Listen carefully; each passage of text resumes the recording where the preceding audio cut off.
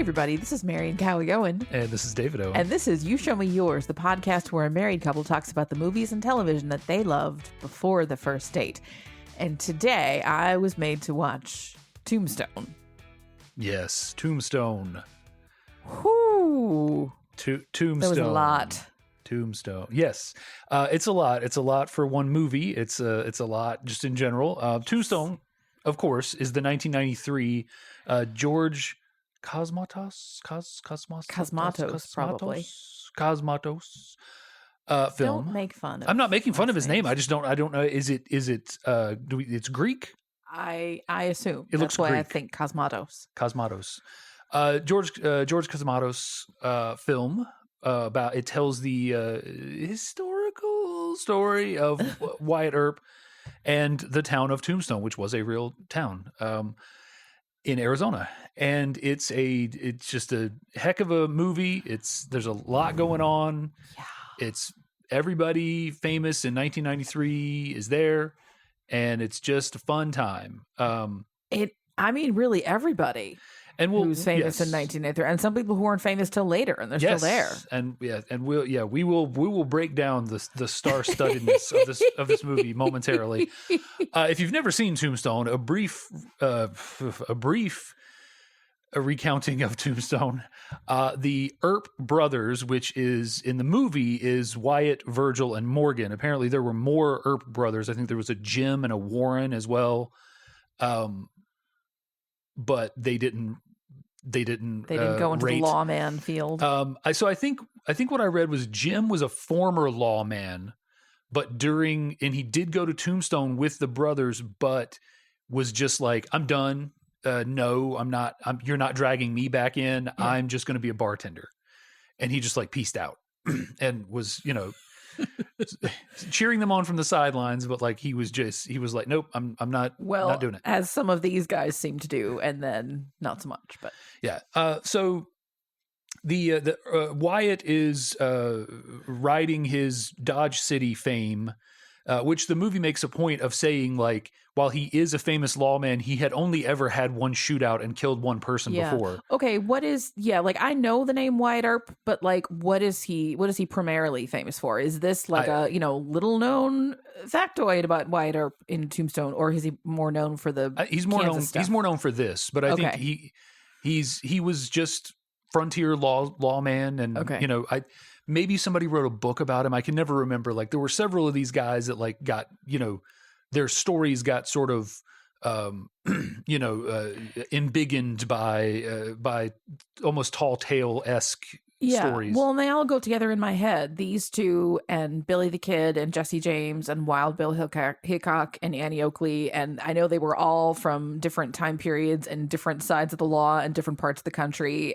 But they held guns and shot them, sometimes at people, sometimes not. And so they're all together in my head, which is... Yes. So, yeah, the Dodge City part, I'm not 100% on how famous he was for Dodge City before this. But I would say this and the resulting shootout at the OK Corral is what he's most famous for. But so Wyatt is done with his lawman days, or so the movie would have you believe.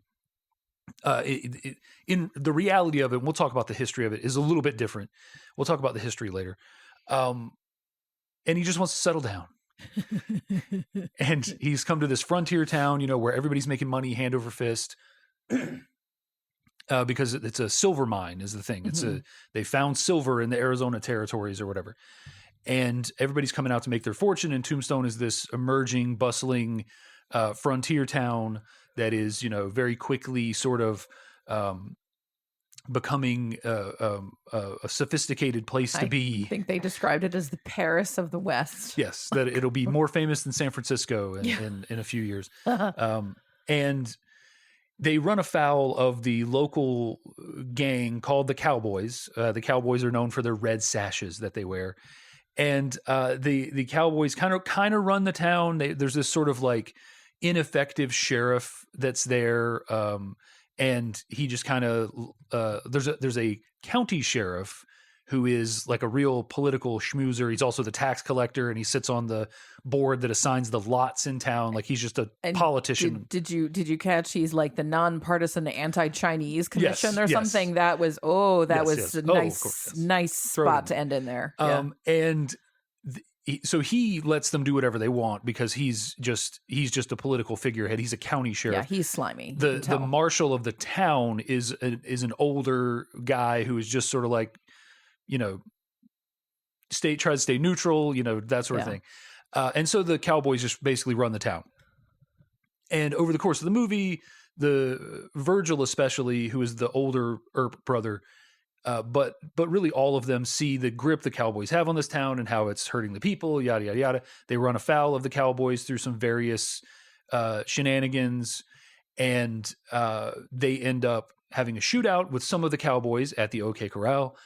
The rest of the cowboys then take revenge by killing one of the brothers, the younger brother Morgan, and wounding Virgil and disabling his arm permanently. And this then causes Wyatt to wipe him off the face of the earth. Along the way, Doc Holliday is there, played by Val Kilmer, wonderfully played by Val Kilmer. Like I said, Mad Mardigan and Doc Holliday are my two favorite Val Kilmer roles. And he develops a rivalry with Johnny Ringo, who is real. There's no one in this movie that isn't real on some level. Okay. At least that's what I read. Johnny Ringo was a real famous gunfighter. He really existed. He was associated with the Cowboys in this time frame and all this stuff like that. Ringo would have been here and would have been involved, as would Curly Bill, who's sort of the de facto leader of the Cowboys during the course of the movie. And Holiday and Ringo, they develop a rivalry, they're both these like educated men and gunfighters and gamblers and you know, probably should be doing more with their lives than they are. And they both have a little bit of flair. Yes. They're a bit flamboyant. Yeah. The whole thing, like I said, the whole thing goes down in reality over the course of several years. In the movie, it's like 130 minutes of intense quickness, and there are like almost no timing markers in the movie. It's similar to, possibly the only similarity between these two movies, it's similar to Save the Last Dance from last time in that they're wearing coats the whole time. So you have no idea, is this a month? Is this a year? You know, and part of it is in the 1860s, whatever, Arizona. Everybody wore these outfits all the time. So they apparently never got hot. But it was really hard to tell. At one point they said, "Oh, it's, you know, coming up to spring." Yeah. So I was like, okay, it's March here, but I had no idea the rest of it. Morgan gets shot at the OK Corral in the arm, and you see his arm heal. He's in a sling. Okay, then he's like squeezing a ball. Yeah. Like physical therapy. He's out of the sling. You know, and Virgil, who's shot in the leg, seems to be fine. He's walking with a cane for a bit. Then he's just walking with a limp. Which you assume to be a permanent limp. Yeah. And but there are no good markers of time. But in reality, this all took years. Some of the events in the movie that appear to happen on the same night happen days or weeks apart, like the two brothers getting attacked, Virgil getting attacked, and then Morgan getting killed by the Cowboys happen days or weeks apart. Okay. Yeah. I thought this could have benefited from some chyrons. Yeah. Well, and it's tough, but at the same time, like, it doesn't really affect your enjoyment of the movie overall. And so it's just kind of like, as a type A, it does. But. Sure, but because it's not, so this movie is not Wyatt Earp. Wyatt Earp is the Kevin Costner Wyatt Earp movie that came out around the same time. Oh my God! Can Hollywood do anything in like one? No, it's always two.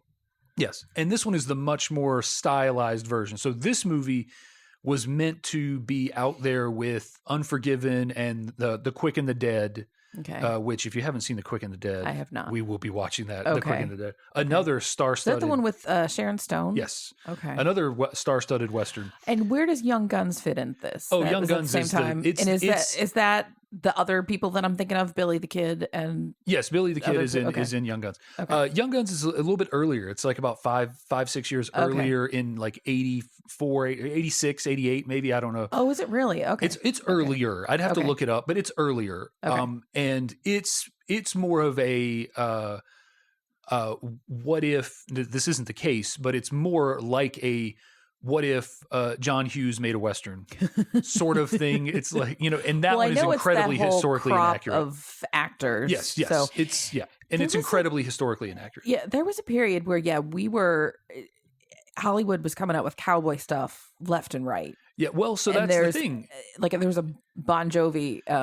Oh no, they did a movie that was on the Young Guns soundtrack, and so They did a song. Yeah, that's Young Guns too. The video is that's Young Guns cowboy too. themed. Yes, Yeah. yes. So no one was making cowboy movies. Then Young Yeah. Guns dropped, and it was kind of this blip. Yeah. And people were like, "That's cool." And then Unforgiven came out, and it won an Oscar.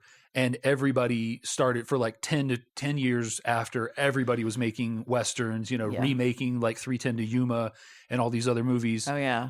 Over the course of the next, and a lot of good movies came out of that sort of stretch. Open Range, is that the one? Open Range, the one with Robert Duvall and Kevin Costner. Like that's a really great western. Of course, Unforgiven is great. Yeah. Quick and the Dead is great. Oh, and do we put No Country for Old Men in that same? I mean, it's thing? a western, but I think Yeah. it's like a Yeah. postmodern or like post-western western, like whatever you want to call it. Like it, so, but yeah, I mean, it's definitely a western, 100%. Yeah. So this movie was sort of riding that trend at the time, early 90s. I think Unforgiven might be 91, 92, and then this, and then Quick and the Dead. And just lots of, it became a glut of sort of Western stuff for a little while as it was having this renaissance. And even movies like The Good, the Bad, and the Ugly were having a renaissance. People were coming back to them. In a lot of filmmakers who were influenced by those movies were starting to put out very similar stuff. Like you look at something like Reservoir Dogs. That's a very Western movie. It's a bank job gone wrong. Like there's a lot of influences there, and well, and probably with Eastwood and Unforgiven, there was a lot of discussion about all of his spaghetti westerns. Oh yeah. Or wait, and did he do that? His were spaghetti westerns, or yeah? no? Well, I mean, that's what you'd call them. Yeah. Okay. Yeah. Okay. And there's a there's a very sort of Clint Eastwood has this. It's a great and a bad thing about when he's in a western, because he's just assume he's playing the same character. Yeah. Josie Wales is not the man with no name. Is not William, whatever his name is in Unforgiven. But it is. It's all the same guy, but basically, and he benefits from that, and it's kind of a curse. Yeah. But yeah, it's because then you watch The Bridges of Madison County and you're like, why is Josie Wales kissing Miranda Priestley? Yeah. Why Josie Wales is a guy would pick to protect the president. That's right. I mean, that's clearly he would do a good job. That is an excellent movie. Like I know you've seen it, I'm sure a million times, but I've seen that so many times I could really talk about that. Great movie. Not today. Yeah. So just we will get into the particulars of this movie. Just give me your just fresh out of it. We just watched a 2+ hour movie, fresh off it minutes ago. Okay. Wow. Yeah. Couple things. So the Cowboys are clearly terrible people, but what do they actually do besides just run around shooting at people? Like, it doesn't even seem like they necessarily are trying to kill people. They're just doing a lot of drive-bys. I mean, the movie opens with but that was revenge. You killed some of our guys, so we're going to kill you. But like, they're but it's disproportionate. Well, sure. Are they thieves? Are they are they cattle rustlers? Are they like, I'm not saying they're the good guys. I'm just like, okay, I know they're bad, but like, what did they do to be bad? For the purposes of this movie, it's ambiguous. They great. are how I love that. They are just bad guys. I mean, like they're running the town, like they are. Well, I mean, yes, but what I see them doing is just getting drunk and acting like fools and shooting people. Like, that's not really Okay. I mean, it's terrorizing the people, right? Well, like, sure. It's not. No one. You wouldn't want to live in that town. No, where I it was just a wouldn't. gang that I wouldn't. just got drunk and shot up the theater and killed the sheriff and Well, stuff like that. okay, yes. What? Dude, yeah, they're sitting in the theater and to show their appreciation for things, instead of clapping like normal people, they shoot their guns into the... what? Is that a thing? But the further analysis of that is when they're unhappy, they shoot their guns. Yes. And when they're happy, they shoot their guns. Their entire, I guess, you hear that stuff like high fives weren't invented until the 1970s and stuff like that. And you realize like, no one had invented clapping. And they were just like, just firing off their pistols because they didn't have any other way to express their gratitude. Like they just feel compelled to have their pistols in their hands at all times. So it's like you can't clap if you have a drink in one hand. So someone like when I was in college during our sorority meetings, if you wanted to approve of something, you would snap. Yeah. Into the and now if I'm holding something in one hand, I snap to show approval. It's like clapping with what is the sound of one hand clapping? It's snapping. Yeah. That's the sound of well, yeah, but not everybody can do that. I can't snap my fingers very well. I have good hand meat. Ew. Like the pad just underneath your thumb. That's also what you hit when you snap. Yeah. So my snaps are really... Are you trying to make me feel inferior about my snapping skills? No, I'm trying to make you feel inferior about your hand meat. My one your hand meat. Of all the places I have meat, I do actually have meaty hands. You don't have enough hock on your hand. You don't have enough hand hock. I have sausage fingers. Why are we talking about our hands in terms of pork products? Clear the mic. Clear the mic. Clear the mic. That means stop talking. You just missed that I said hand hock. Okay, thank you. Oh my god, I was too busy getting to the pork products. That's why I said clear the mic. I need total silence while I repeat my pun that I'm very proud of. If we gave these episodes like funny names, this would be called hand hock.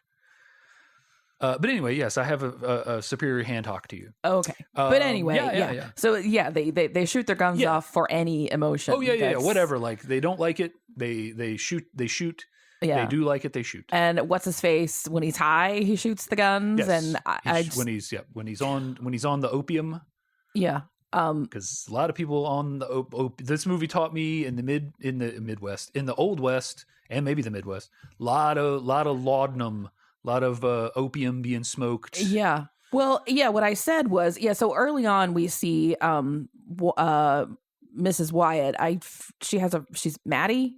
I forget. I think so, yeah. They're all blonde, interchangeable wives. Yeah, the three wives are like it's like they cast them that way on purpose. Well, and I think also they could have that line about we could be sisters, and then that doesn't have any follow up, which is weird. But so generally I don't like to refer to wives by their husbands' names, but I don't remember their names. Yeah. So Mrs. Wyatt, when we first see her, she says, "Oh, I couldn't find any stores with any laudanum," and I was like, "Ooh. Oh, okay, I know your arc. You're a drug addict, and." I don't need to see any more of you because I know what happens. And predictably, and I said, does anybody ever take laudanum responsibly? Is anybody like, I have a headache, I'm going to take a drop. Okay, I'm good. Let's throw that away. We don't need it anymore. That's the thing. You asked that question, but I don't think you can. That's like saying, did anyone ever use cocaine responsibly when it used to be in like Coca-Cola and other food products? Like, no, that's why they took it out because people got freaking addicted to it. Sure. But I mean, like there are people who took, codeine, maybe not OxyContin, and responsibly, and then stopped it when they were done with the pain. But there are people who've taken some opioids and were done, But that's I think no is the answer to that. Okay, I think that's why you can't just get laudanum at the corner store because people did not use it responsibly. Like there are so many things that are difficult to get that are far less addicting and life-altering than laudanum. I'm not saying I want laudanum. Like, for my next headache, I'm just going to take a tincture of laudanum. But come on. But yeah, between laudanum and opium and just seeing all the people make fools of themselves when they're drunk, this is a very temperance-minded movie. It shows you why it's not a good idea. Yes. Speaking of temperance, did you notice there was at least one, and I think two, at some point in the background of a scene, there's women riding around in a wagon with signs about equal pay for equal work. And I think there was somebody right at the beginning with a sign Was it that lady who was walking with a sign? Was it about suffrage or something? I think it might have been. Which Arizona, I think, actually gave women the right to vote much earlier than the U.S. because it was the frontier, blah blah blah. And they probably needed enough voters in order to qualify for statehood. But I liked that was there. I kind of, there was no room to talk about that at all, but I would have liked to see a little bit more of that. But and I think it's just one of those things of like, it's a fun thing to drop in. For verisimilitude, Yeah. And also like, maybe it's something that the director or the writer felt strongly about, or, the costume designer or whatever, kind of like, how we talk about when we talked about Lethal Weapon, how they have the South Africa stuff in there, apartheid stuff in there, it's similar to the anti-Chinese League or whatever. It's just a nice detail. If you notice it adds richness, and if you don't, it doesn't. Don't forget, people were racist and treated women like property during this time. Totally different than now. Right. Yeah. Oh, yeah. Totally different. I know it's a funny concept, but back then people were racist and mean. Yeah. Yeah. Anyway, I totally lost. You were just talking about direct reaction coming right off the movie. Yeah. Yeah. The wives are all kind of simpletons. I don't really understand what it's, except for I did like Virgil's wife, who appears to want to go have sex with her husband, which I appreciated because the other two don't seem good for much. Yeah. And then is actually yelling back at Wyatt when her husband is about to lose his arm, and like she's got some spunk. So okay, that's fine. And unsurprisingly, she's with the hottest one of all. Right. Like, when has Sam Elliott been young? Right. Yeah. I'm sure we've had this discussion before. Yeah. He's been looking 60 since he was like 10. Yeah, he's in that club with Patrick Stewart and Tommy Lee Jones and J.K. Simmons. I learned Simmons. He's just and will never age now. So I don't know, how old is he now? He's I have no idea. Got to be 70, 80. Like he's up there. Let's see. He was born in 1944. So he's going on. So he's 80 this year. Jeez. Yes. Wow. June, I believe. Oh well. Yeah. So there you go. Yeah. Okay, I was saying the Cowboys. What is their What is their method of crime? Have they chosen a specialty in crime? And it appears to be just general chaos. And it's probably just a little bit of everything. They probably they're extorting people, they're robbing. Yeah. In the actual timeline of events that in real life, they're robbing stagecoaches, and because a lot of this stuff, the way that it happens in reality is related to the crimes that they're doing behind the scenes. So it was sort of gig economy of crime. Sure. Yeah. But they're doing a little bit of everything, but just all of the outlaw. I mean, so the origin of the Cowboys, as I understand it, is when the U.S. Marshals started to try to clean up the Arizona territory. They basically inadvertently sort of concentrated all of the remaining bandits and outlaws into a homogenous group. And the Cowboys don't have this structure that's depicted in the movies. It's much more of a loose thing. But there would be pockets. There'd be like 20 Cowboys in Tombstone. Yeah. There's another 10 Cowboys up north in Cheyenne or whatever the hell. Yeah. But it was kind of just this sort of thing that, as they were trying to flush all these outlaws out, it sort of forced them to coalesce into a group. Yeah. And it sort of went from there. And so you got different levels of guys, like Ike, who's one of the main guys that one of the only guys that lives through all of it. Yeah. And he's always instigating stuff. I don't know how that guy's been alive. He seemed very close. Well, because he's a coward. He needed killing. Yeah. Like he's a coward. Yeah. But he's constantly doing petty crimes. Yeah. You've got other members of the group that leave because the other Cowboys cross the line when they go after the wives of the Earps. So it's this weird amalgamation of guys, and there is no real centralized structure to it as the way it's depicted as having one. But it's this just loose. If there's cattle rustlers in there, there's murderers, there's robbers. Well, and I noticed that too. It seemed very unstructured because first there don't seem to be that many, and then there's a ton, and so it just sort of waxes and wanes the membership. And then first, Curly Bill Powers Booth is in charge, and then he's killed, and then boof, oh, Ringo's in charge now, and then he's killed, and oh, well, we still have to track everybody down. So it's like it's kind of like a Hydra. Yeah, well, yeah, and there are indications given during the movie that Johnny is next in line. There's a line that Powers Booth has. Yeah. It's like, you can't imagine what this gang is going to be like when Johnny Ringo's in charge, you know? Well, yeah, and he seems to be like he's got the brains, and he's a little craftier. He's more of a fine tipped instrument as opposed to a cudgel. Yeah. So. Oh, for sure. Yeah, I'm glad that he was not in charge for very long, because I don't think that would go well. Yes. For anyone else. So, as we've already alluded to, this movie is star-studded. Holy cow. I'm just going to read. I'm just on IMDb. I'm just going to read. I'm going to read until I get to a name that isn't a household name. Okay.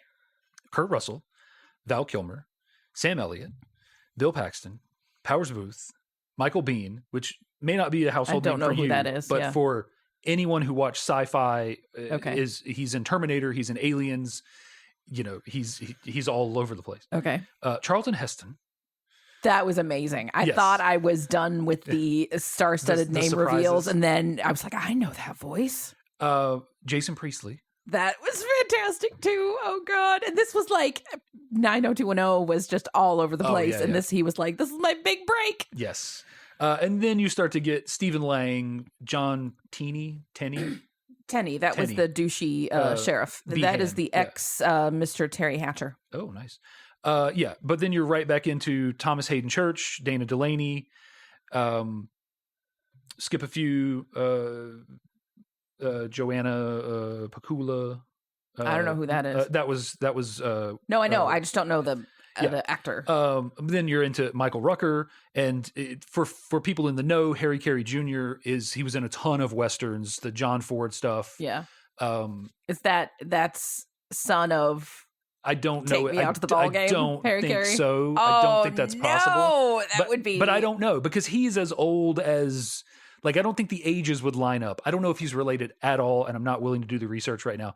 Billy Bob Thornton, you know, and then and then you've got the guys that are in there for a quick one. Guys you would know if you saw them. Paul Ben Victor, who I saw him on the cast list, and I wanted to go back. He's one of the guys in the that yells at the theater people when they're on stage. I think he's the guy that shoots at the juggler. Oh, okay. On stage. And yeah, like if you're really, and of course, did you see the other name on the list? Frank Stallone. Frank Stallone is in there. There is apparently a Wyatt Earp, potentially Wyatt Earp the third. John Corbett is in there, of course, which was another. The only time I've ever seen him play not a good guy. Yes. Yeah. And then, it's just full of that kind of stuff. I mean, it's just full of stars. We're leaving one out because we're going to talk about him in a second. My absolute favorite. Yeah, it's one of those movies. Some of these people were stars. Some of them would go on to be bigger stars. Guys like Thomas Hayden Church would go on. You know, he's in Sideways and Wings, of course. A lot of people know him for. But yeah, what a Michael Rucker is. You know, it's so huge. Many that it takes you out of it. Honestly, it was kind of like, for the first like 30 minutes, it's just one after the other. Yeah, it was kind of like, is it Saving Private Ryan when all of a sudden Ted Danson shows up, and then there's Jimmy Fallon, and then Jimmy Fallon. That's Band of Brothers. Okay, yeah.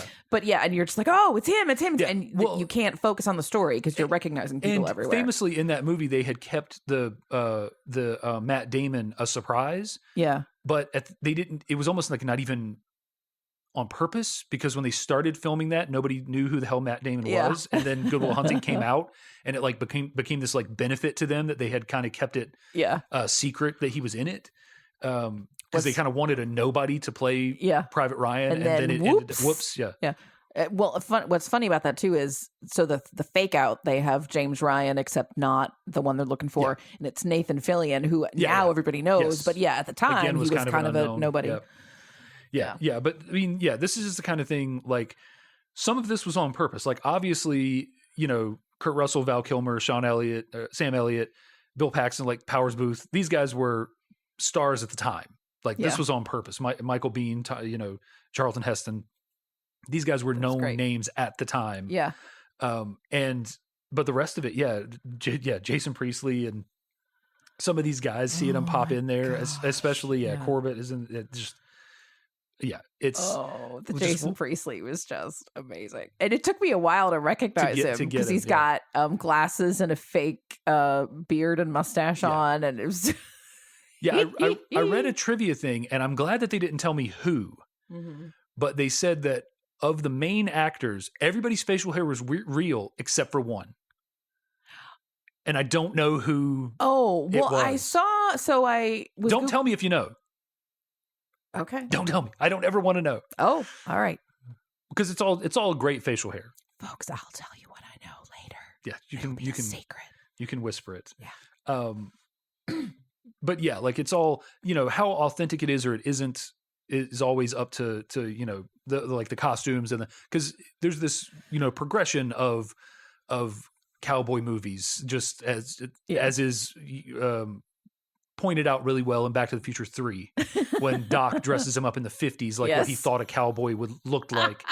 And turns out there's nothing like that. Not at all. Yeah. So there's been this progression, and it seemed like in the late 80s, early 90s is when they sort of got dedicated to this sort of gritty realism. But at the same time, this movie is like, hey, but also in towns like this, there were people walking around in 3-piece suits and like, they cared about they were getting regular shaves and they were waxing their facial hair, cravats and all this stuff. It wasn't all just dirty farmers and that kind of stuff.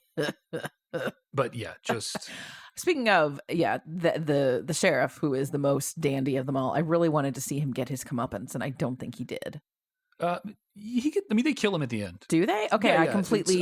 Well, they're just killing so many people. Yeah, he's the last guy that they kill, I believe, before Ike throws away his colors.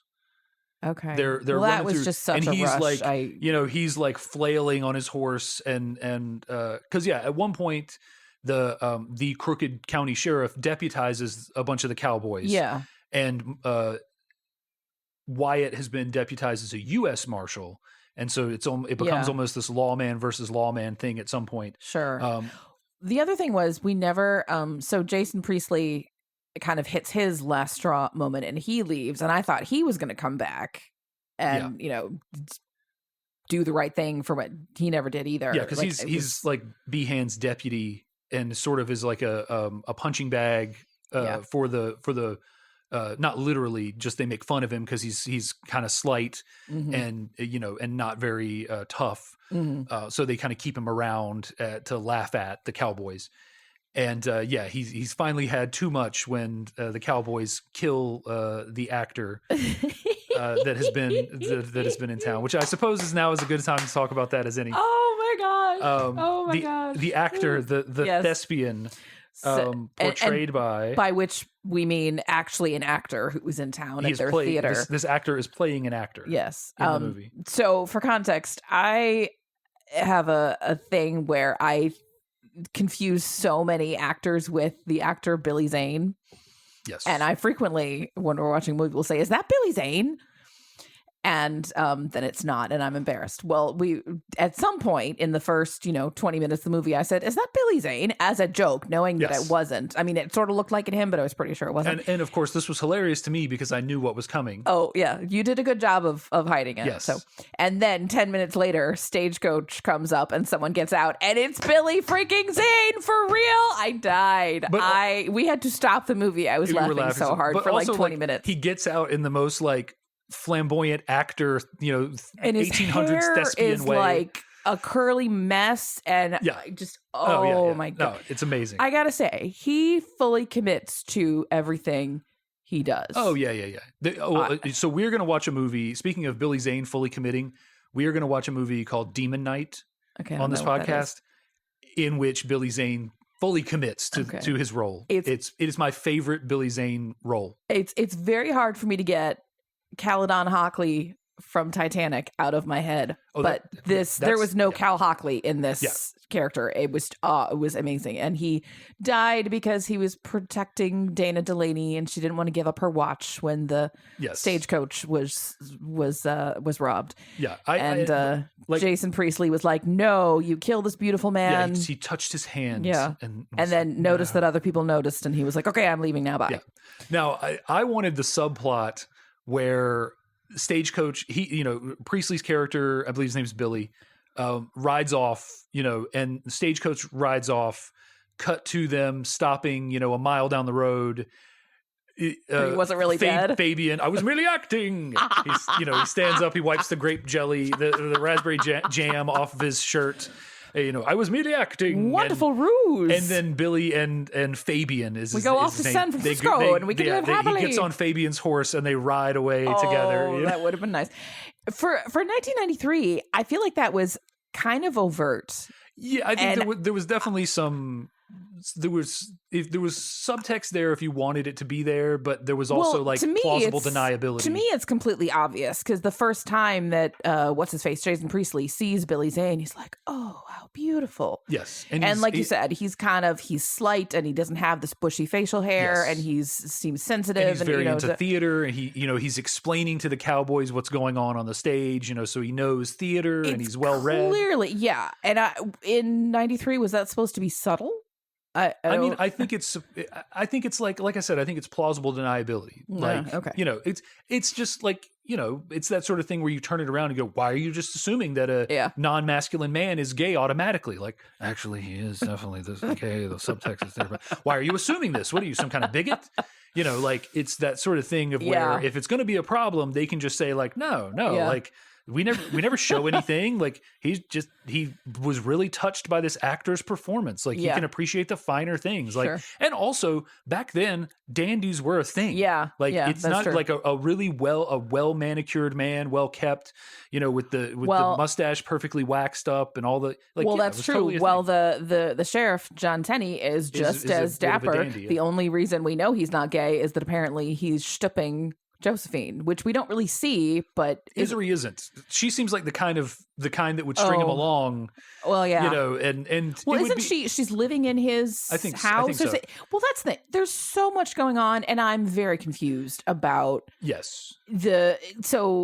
Wyatt is in love with Josephine from the minute he sees her.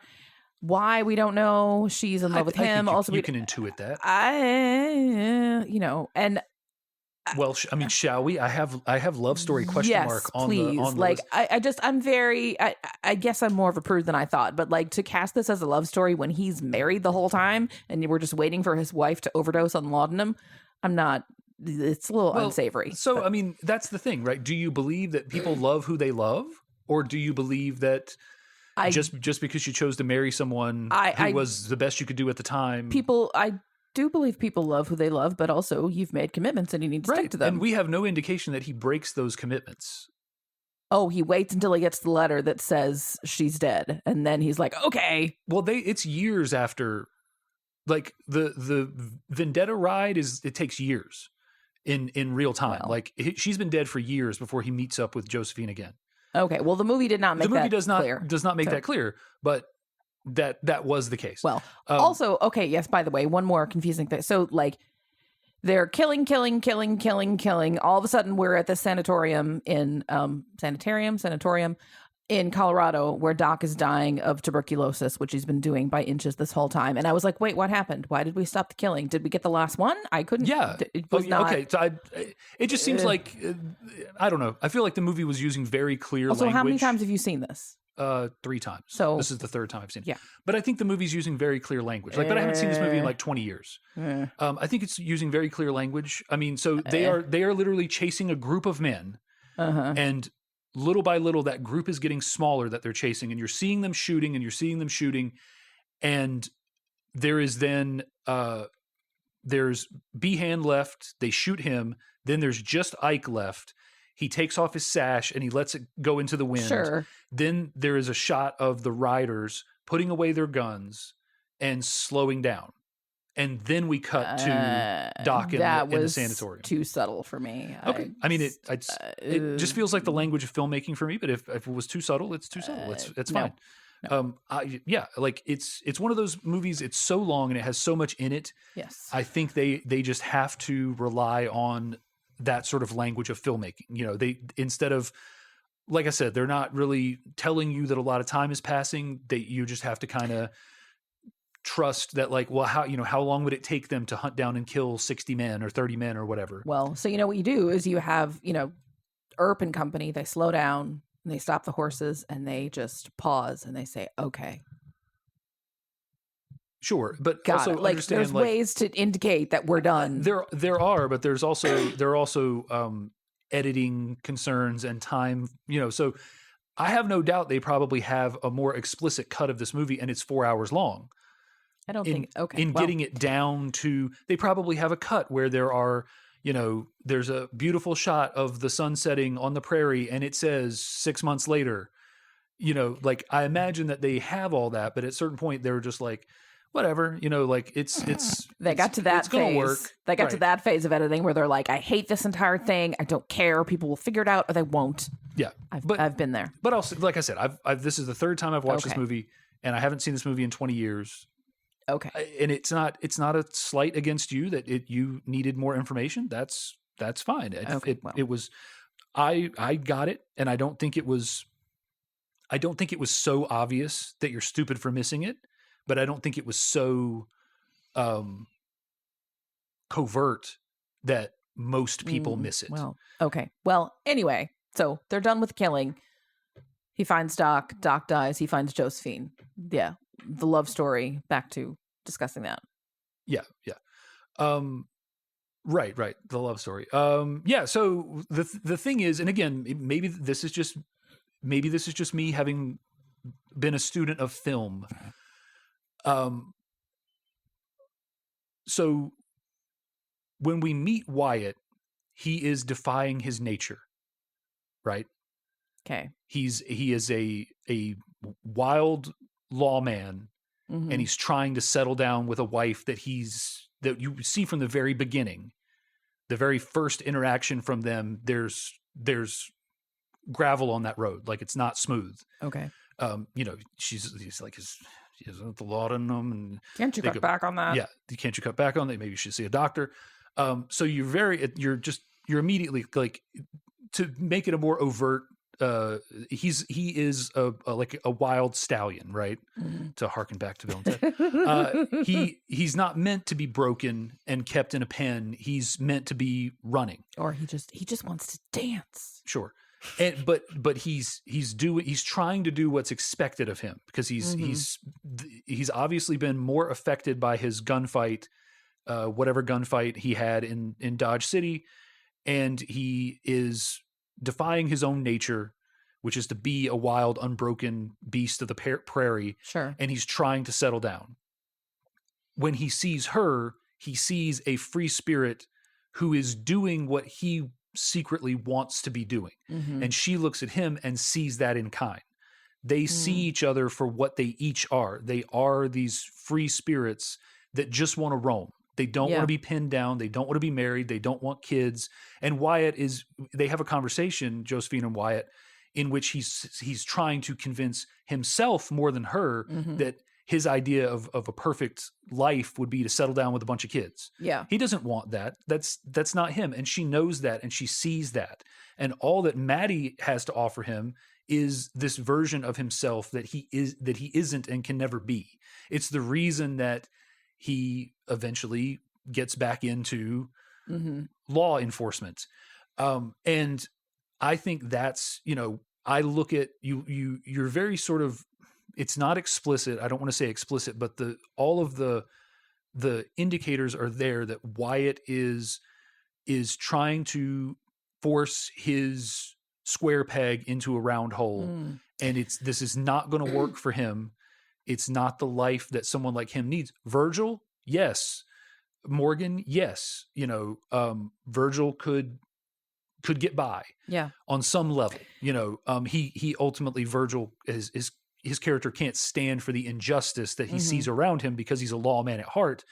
but he could easily settle down. And in reality, he settled down as a sheriff in a small town and lived out his days or whatever. Well, I noticed the thing that seemed to be his last straw was when he had to pull a kid out of the way of, the cowboys are rushing down the street. And did he end up having kids? I don't know. But it seemed like, justice. Yeah. So for me, that's what the love story is built on. It's built on them being kindred spirits, and he sees that in her and she sees that in him, and she kind of makes it her mission to pull that out of him while he is trying to be the faithful husband and resist that. He says he's married, he talks about his wife, he talks about his future, and the whole time she is tempting him. When they first meet, he's like, oh, we need to separate these horses because your female horse is in heat. And she's like, or we could run it out of him. And she runs and he has to follow her. Now that you're explaining this, like that was you could be a little more subtle there. So. And, she is what he wants to be. And he's dangerous. He's sort of like forthright and he has this bravado that's real.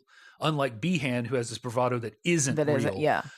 He has all of these things. I think both of them are seeing a person of the opposite sex that they didn't think exists. Wyatt it's overtly says he's infatuated with how freely she speaks, that she's not ladylike and she's not dainty and she's not holding back, and she has her opinions, and she's effectively, without saying she likes sex, she's effectively saying, I like sex. She's saying, I like men.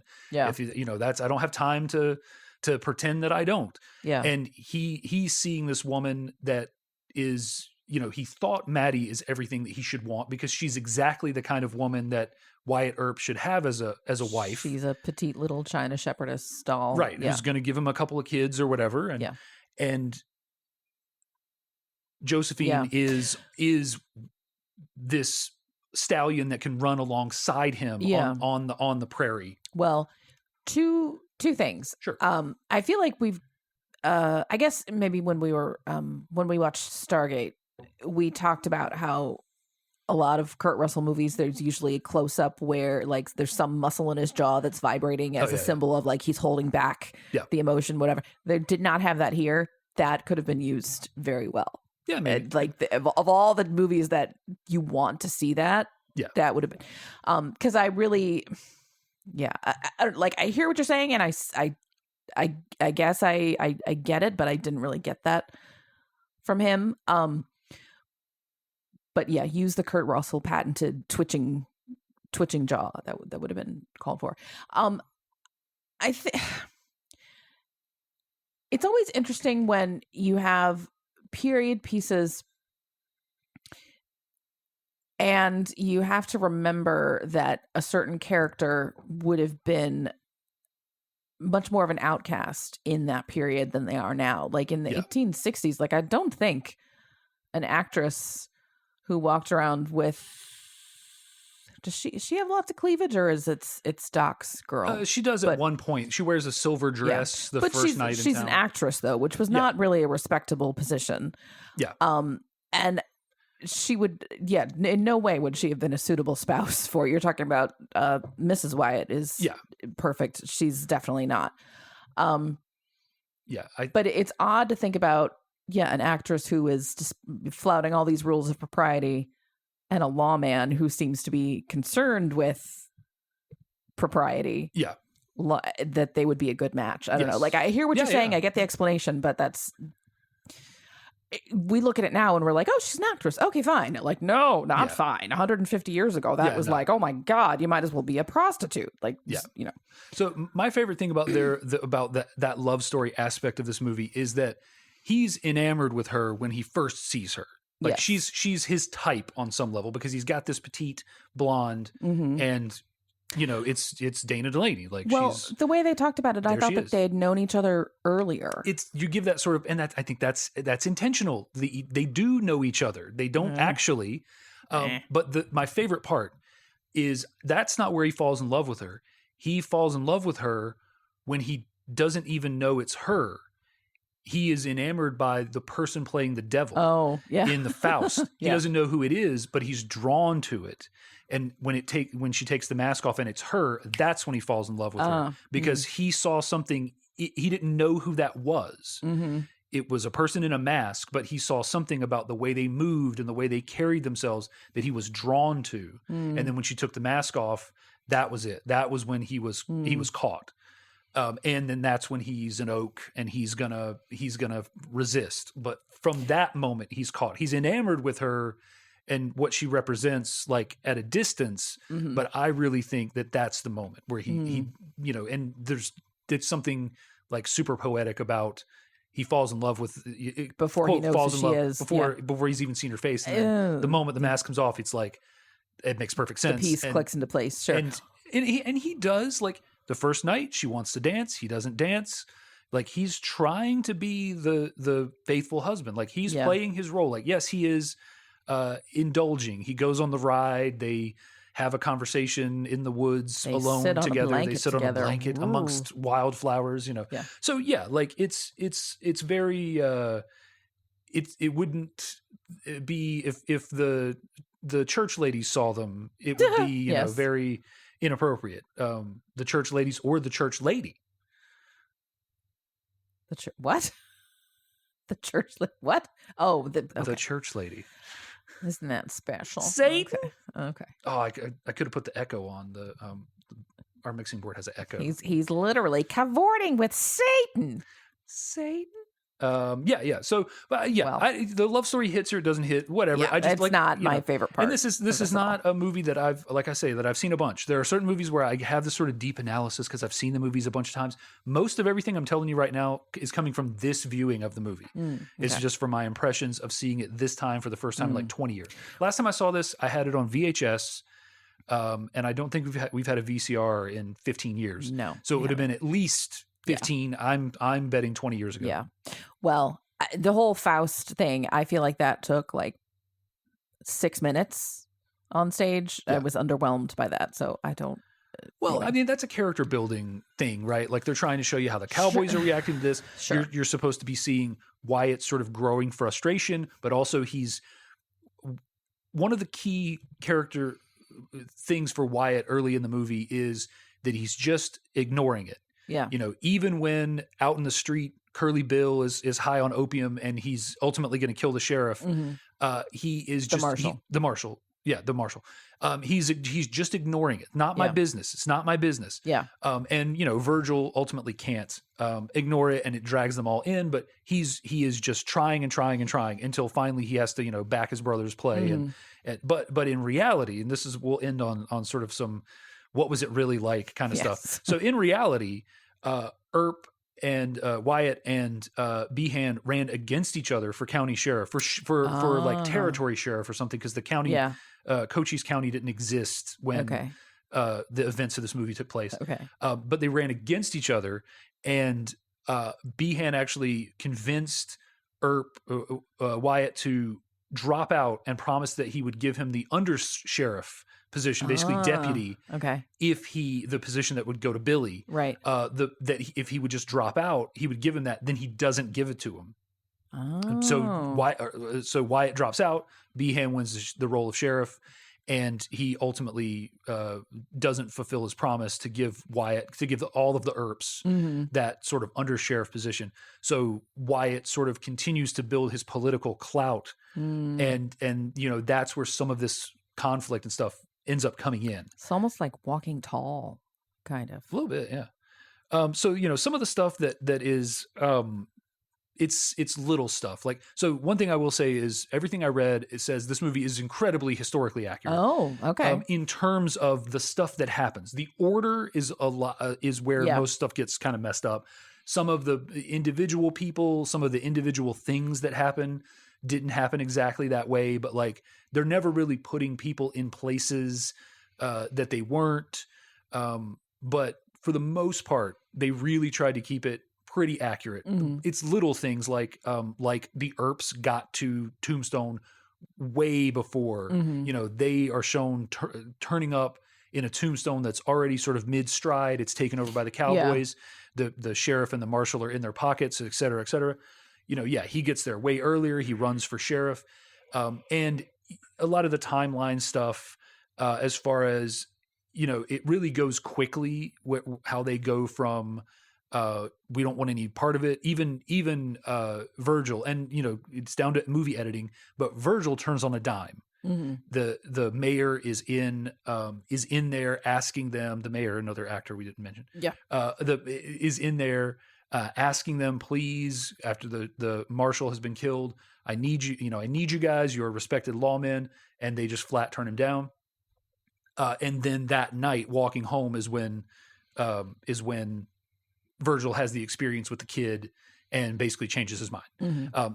They had a long time, maybe even years, of being there and watching the cowboys and watching how they oppress the people. And, and it took a long time for them to finally decide to get into it. Mm-hmm. And it wasn't like this, let's sort of one event happened. Yeah. Well, as with most things, people take a long time to warm up to do the right thing sometimes. Yeah. And then there's little things that aren't like the Birdcage Theater where the performance is put on. Like it was built after the OK Corral happened. Mm-hmm. In the movie, it's before. Little stuff like the marshal, Fred White. Yeah. He was in his 30s. He wasn't an old, ineffective sheriff. Mm-hmm. He was in his 30s. He was generally likable. He was not like on either side. So mm-hmm. he was even friends with Curly Bill mm-hmm. prior, to the incident and everything. So, little stuff like that. I'm trying to remember what the stuff. Oh, excuse me, the actual events leading up to the OK Corral. It wasn't as simple as it was played as was played to be. Earp had actually, the Earps had actually made a deal with Ike to turn in 3 cowboys who had robbed a stagecoach and killed some people. Okay. And before Ike could deliver them, there was an agreement that he would bring them to a certain place at a certain time, and he would get a reward. He would get part of the reward. And before he could deliver them, they all got killed separately, the 3 cowboys that were wanted. And so the deal was off, but Ike was afraid that the Earps had told someone and that it was going to get back to the cowboys that he was a traitor. Mm-hmm. And so he sort of stepped up his feud with the Earps, which then leads to the shootout. Mm. And, little things like the shootout was way faster. It was like 30 seconds long. I think in the movie it's 90 seconds, which it even seems fast in the movie, but it's like 90 seconds. And also the reports are Ike doesn't fire a shot. He just runs away. In the movie, for dramatic effect, he runs away. Then he takes the sheriff's Behan's gun and fires blindly out of some windows at the Earps until finally running away. Apparently he didn't have anything like that, like, little stuff like that. But yeah, reading through, like, it's actually kind of impressive how accurate it was. In fact, it was so accurate that the original director, I can't remember or the original writer, screenwriter, who may have been working on the movie, may have been directing some parts of it. He was so dedicated to the accuracy that it was delaying the film, and they fired him. Oh. Well, I appreciate accuracy. Yes. Let's see. Ike didn't fire any. Virgil and Morgan weren't shot on the same night. That there were more additional. There were additional Earp brothers. The Vendetta posse with Wyatt, they didn't kill 60 people, as is alluded to in the movie. They killed a lot of people, but not that many. I think probably the biggest one is that it's almost certain that the Doc Ringo showdown is completely fabricated. Okay. The suspicion is that Ringo himself, that he was depressed and he was, he actually had a lot of issues, and even in the movie, Doc alludes to him being tormented by his own existence. Mm-hmm. He's the great line on his death, or not his deathbed, they think is his deathbed when he's faking sicker than he actually is that Johnny Ringo wants revenge on the world for having birthed him. Yeah. That he is just cross with the world. He is shot in the head, but not by Doc Holliday. And that's probably the biggest one. And little things like the sanitarium thing didn't happen. Though they did have a tearful goodbye a couple of years before Doc's death at a hotel where they met up and, had dinner or whatever. Mm-hmm. There was a tearful goodbye. I think it's in somebody's diary. They recount it, or memoir. They recount it. So little things like that. But like for a movie like this, where it could have easily been super Hollywooded up. Yeah. They held it back, including like the shootout, the actual shootout. It's just like in reality, they were probably standing even closer to each other. Yeah. And just sort of firing like these guns were sort of not even really, like you're shooting from the hip. Yeah. You see, like you always see in the movies, the gunfighters that are successful, like they take their time to aim. Yeah. Sometimes they demonstrate that really well with one guy sort of shooting and he's firing 2 or 3 shots while the other guy is just taking careful aim and shooting and, winning the duel or whatever. When it comes to inaccuracy, this is no Braveheart. True. It's no Mel Gibson movie of any stripe, actually. Yes. But yeah, so it was a lot for them to try to get into one movie. And like I say, there's the Wyatt Earp movie, which is like 3 hours long, with Kevin Costner. That was one of the notorious double VHSs back in the day. There weren't a lot of double VHSs, but that was one. Wyatt Earp was a double VHS. So they do, I think, a really good job of fitting everything in. Like I said, no characters fully fabricated. Some of them weren't in the same place at the same time, et cetera, et cetera. And like these people existed. Some of them were lived or died in different ways. But yeah, like it's interesting to see a Hollywood movie that is so very clearly, and especially towards the end, trending towards this almost sort of action vibe. Like, the last 20 minutes is like half of the last 20 minutes is a montage of them murdering people and shootouts and stuff. With this posse. So for a movie that ends up sort of in such a Hollywood fashion, and literally the end credits roll over footage of the Earps and Doc Holliday walking down the street, the main street of Tombstone. It's got this sort of Hollywood vibe. It's really like historically accurate in a way that you wouldn't expect. And there's care given to the material in a way you wouldn't expect. Yeah.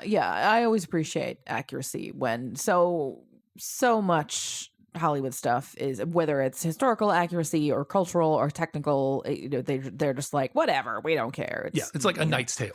Yeah. Like sometimes it goes that far. Well, and you're just like, that's great. That like, actually I liked because it was just so deep that you can't. They're doing the stomp, stomp, clap in the stands. Yeah. I loved that. Great. That was great. Right. You can go like that, but then there's the ones that are like halfway, like Robin Hood. Or Prince of Thieves. Braveheart and The Patriot. And, Patriot. You think, oh, this is real history. No, not at all. Yeah. No. No, that's annoying. So much of that, so much of that stuff. It's too easy to get caught up into that, and for them to just be like, you know what, like we're going to do as much as we can, and like we can't demonstrate that this took place. We can't easily demonstrate that this took place over the course of like 4 years or more. We're going to kind of condense the events down, and where it matters, we'll show you some time passage, like with the arm healing. Yeah. And the rest of the time we'll just be like, I don't know, this might as well have happened on one night. Yeah. If the real thing was interesting enough to make a movie of, we can make a movie of the real thing and not the fictionalized version of the real thing. Right.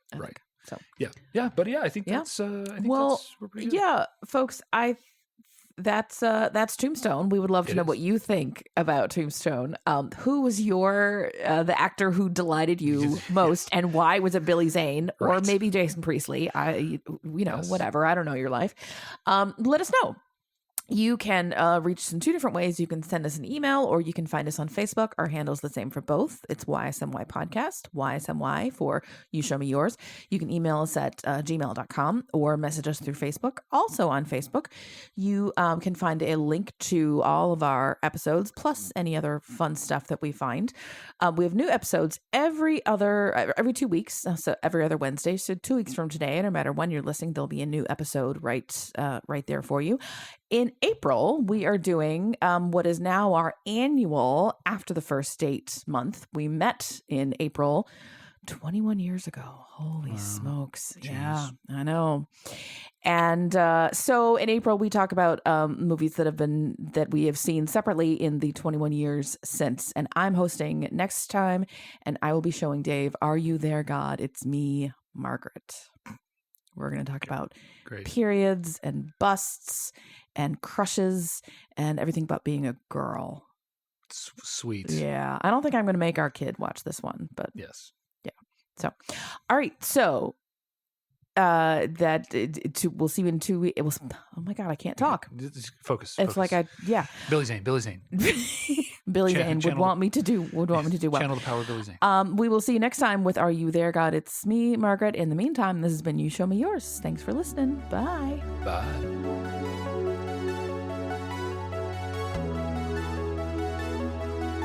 The You Show Me Yours theme song is Uplifting Electronic Indie by Winnie the Moog from filmmusic.io.